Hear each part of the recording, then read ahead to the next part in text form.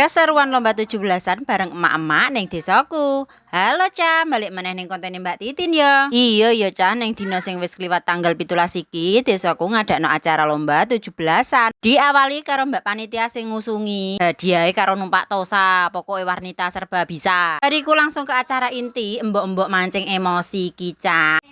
Salah mancing kerupuk. Nek biasane mancing iku identik iwak sing dipakani nganggo cacing, lah nek iki mbok-mboke dipancing karo kerupuk. Bariku lomba ngrungokno sing tenanan cah ya iku lomba abang ijo kuning. Pokoke nek ana acara lomba mak-mak niki sing paling semangat ngalah-ngalahi anak-anak. Terus dilanjut iki lomba ngebokno bal ning jero wakul. Dadi kaya manuk tugruk.